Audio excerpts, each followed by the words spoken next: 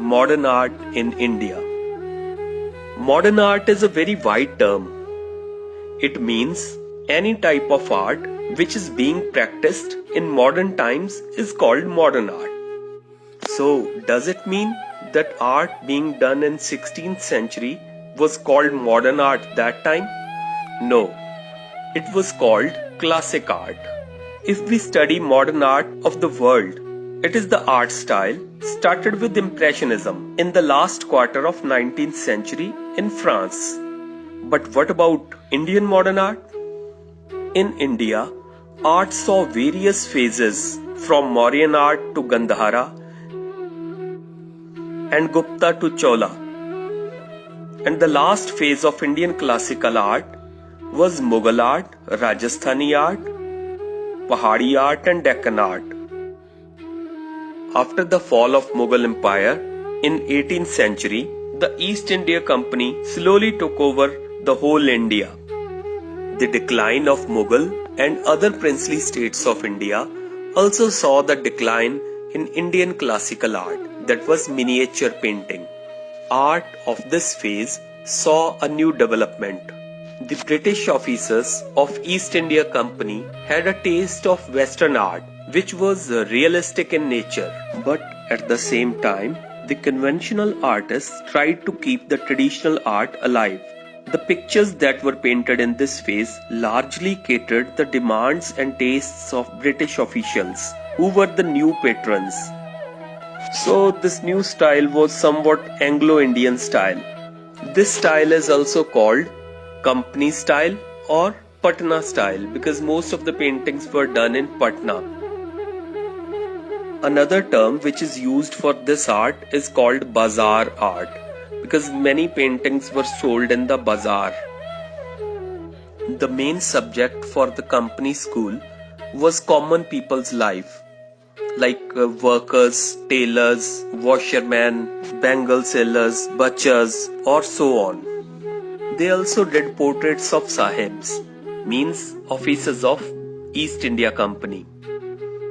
Here we saw one more development. Few artists learned European oil painting style and started painting in Western style, but their subjects were Indian.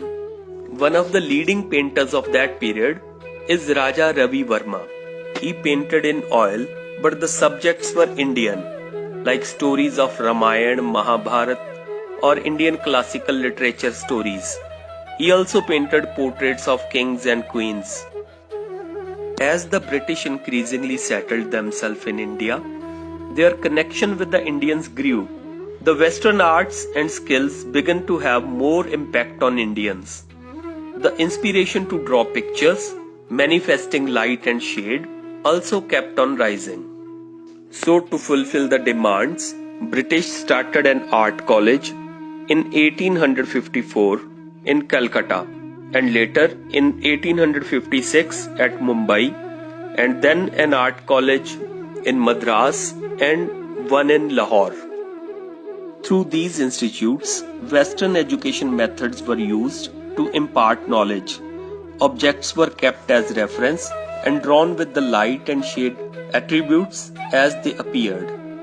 Copies of pictures of European paintings were hung on the institute's walls, and plaster of Paris models of Greek and Roman sculptures were kept at various places for study. The students began to receive art education in an atmosphere which was different from our tradition. Even after the long efforts, Britishers could not develop the Western art of painting in India. By the end of 19th and beginning of 20th century, this type of art almost came to an end. So at this point, art scene in India was almost in dark. Friends, here comes the Renaissance, the Indian Renaissance of art. The credit of bringing a new style of painting in India goes to e.b.havel and Abnindernath Tagore. E.b.havel was working as principal of Madras School of Art from 1884 to 96 and thereafter he was transferred to Calcutta. He gave a constructive shape to his decision at Calcutta. There, he was introduced to Shri Abnindernath Tagore, who was a leading artist of that time in Calcutta. Within 10 years, a new school of painting was established with his help and efforts of both.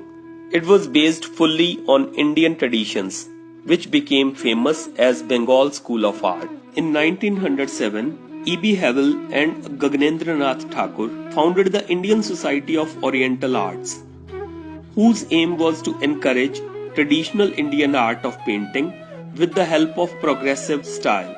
There were 30 Britishers and 5 Indians in this organization, and the director was Lord Kitchener. In 1908, an exhibition of paintings was organized in which the paintings of Abnindernath Tagore, Nandlal Bose, K. Venkatappa, Gagnendernath Tagore and Shailendranath Dey were exhibited. Percy Brown, John Woodruff, N.C. Mehta and O.C. Ganguly encouraged these artists with their appreciation. In the same time, Lady Herringham came to India. She got the paintings of Ajanta copied by Nandlal Bose and other students of College of Art, Calcutta. Asit Kumar Haldhar and K. Venkatappa got the same published in the Indian Society, London. The paintings of Bagh caves were also copied. Shri Anand Kumar Swami arranged several exhibitions of Indian paintings in foreign countries, which resulted in obtaining respect and fame for the Indian painting in other countries too. This renaissance of Indian art was based on Indian classical style of Ajanta and sophistication of Indian miniature paintings of Mughal school, Pahadi school and Deccan school. Abnindernath Tagore had also learnt watercolor from Japanese artists. In the new style developed in Bengal school, they used a newly developed wash technique, which was done in tempera colors. To create a new style, Bengal school students travelled all over India, studying Indian classical art. They made the copies of Ajanta, Bagh. They also practiced Rajasthani style, Pahadi style, and ultimately, by getting an inspiration from these classical styles of art, they developed a new style in wash technique. Later, this movement was called Renaissance of Indian art. This Renaissance of Indian art spread in every corner of the country after starting from Bengal. Specially art centers were started at Bombay, Madras, Delhi, Punjab, Gujarat, Lucknow, Jaipur and Hyderabad. D.P. Roy Chaudhary, Abdur Rahman Chugtai, Jamini Roy, Asit Kumar Haldhar, Ravi Shankar Rawal, Shardha Charan Ukil, and some other artists did different experiments in foreign techniques with Indian traditions in mind and gave a ting of Indian art in all their new experiments. Subject matter of Bengal School. Bengal School had various subjects like historical paintings. So many historical events were painted in this style. Tishya Rakshita and Buddha and Sujata, painted by Abnindernath Tagore, are very famous ones. Religious paintings. Mahakali, Shiv Parvati, Krishna and Gopis, and many other events were painted under this theme. Literary themes. Themes of Indian literature were literally painted in this school. Meghdoot of Asit Kumar Haldhar is very famous under this theme. Social life. There is an abundance of social and daily life paintings in this style. hardware merchant, beggar, the last journey, etc., are worth mentioning. Birds and animals. Birds and animals have also been painted, but the animals painted are really beautiful and expressive. In the last journey, the end of a camel has been depicted. It is a wonderful emotional sight. The expression on the face of camel are very touching. Landscape paintings. Landscape paintings have been beautifully done in this school. Soothing colors depicts evening scenes and morning scenes very beautifully. Flora and fauna have been shown with great master strokes. Let's discuss characteristics of Bengal school. Effect of Ajanta. The soul of Ajanta is clearly visible in the Bengal painting. Bengal painters have tried to introduce the linear delicacy, rhythm, and grace of Ajanta in their paintings to the best of their ability. Indian traditions. This school is full of Indian traditional style of painting, which was actually the main aim of Bengal school painters. Simple and clear paintings. Paintings are composed very simply. It takes no time to understand the painting. In fact, simplicity of these paintings attract every person. Soft and rhythmic figures. The figures are delicate and graceful.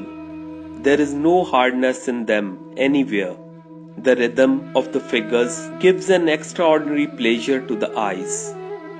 Attractive color scheme. The color scheme of paintings is very attractive. Bright and gaudy colors have not been used at all. Wash technique has been used in order to bring harmony in the painting. So the color scheme is very harmonious. Impact of Mughal and Rajasthani school. The impact of Mughal and Rajasthani school is also there in these paintings. Light and shade. Light and shade has been very delicately shown, which has added softness to the paintings, and hardness is nowhere seen in these paintings.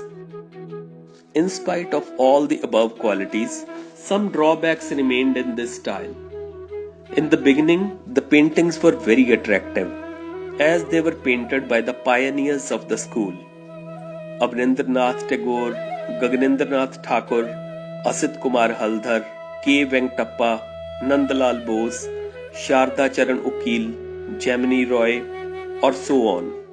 These were among the prominent ones, but later artists could not paint with that standard. We find an inferior copy of Ajanta, Mughal, Rajasthani schools, etc. Long arms, thin features, half-opened eyes, dim colors, etc. made the paintings unattractive afterwards. Contribution of Bengal School of Painting in Indian National Freedom Movement. The exponents of Bengal School, charged with the newly awakened sense of nationalism, selected their themes from Indian classics, mythology, and glorious past, and thus Bengal School regenerated the wave of patriotism throughout the country and re-established Indian cultural values. So this phase is called the Renaissance of Indian painting. The Bengal artists, particularly Nandlal Bose, painted the national leaders and Swarajya movement and decorated the Congress pandals such as the Haripura. Painting of Bharat Mata by Abnindernath Tagore became an iconic picture. Many artists also painted Mahatma Gandhi and other leaders. After that, Indian painting has a definite effect of European modern art. The reason was Renaissance only. Artists became keen to know about the latest developments in the world and tried to learn them. The effect of European art movement on our art was but natural. Impressionism, post-impressionism, Fauvism, realism, pop art and op art, etc. had a definite effect on Indian art, but the result The artist started painting for his own pleasure. He did not care about the masses in general public. This was the beginning of modern art in India.